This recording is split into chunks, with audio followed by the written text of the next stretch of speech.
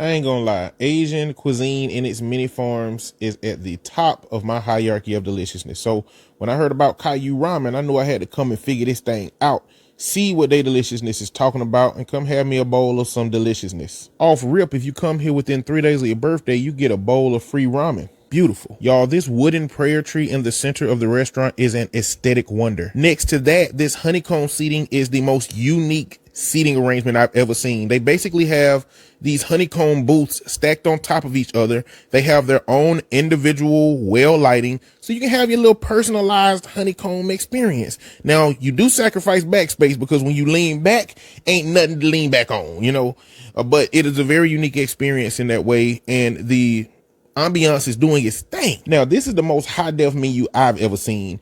If you love you some teas and milks and boba and milk foams, this menu leaves no stone unturned in terms of options for things to drink. You know, something that menus are missing is high def detailed pictures of every single thing that's on the menu. Restaurants do that, but this had all the deliciousness, almost, not every single thing, labeled out, pictured, identified, so that you can know what you about to order. On this honeycomb platter, we got the takoyaki octopus balls, the chili garlic edamame, and we just supposed to eat the beans out of the pod, so we supposed to eat the whole bean. Somebody let me know. Add that shrimp tempura, salt and pepper chicken, and that agadeshi tofu, and you got a well-rounded appetizer. They all had their own tastes and textures. If you want my feedback, meet me in the comments. Now, I did come here for ramen, but once I saw the omu rice on the menu, I knew I wanted to have this experience. It's a bed of rice topped with a very fluffy, slightly undercooked egg. And I love me some eggs. So if eggs on the menu on a dish like this, I'm probably going to get that. I also got it with a side of pork katsu.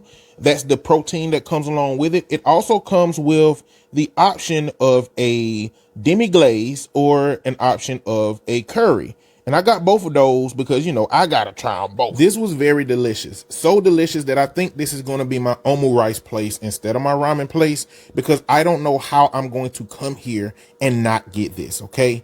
At the end of the day, the rice was done well. The eggs were done well. You need to like eggs because it's eggy, but if you do, it's delicious. Now, they had a ton of different ramen selections. This unique bowl has 2 different ramens that you can try, and this is the beef ramen. They were all aesthetically pleasing, so if you like different ramens, they have a lot of different selections that you can try. It's not that often that my plate gets this happy, but this is one of those rare occurrences where my plate was happy as hell. For the finale, I got to choose between Japanese cherry blossom jelly and matcha pudding with red bean as desserts. This is a very niche, very unique tasting dessert.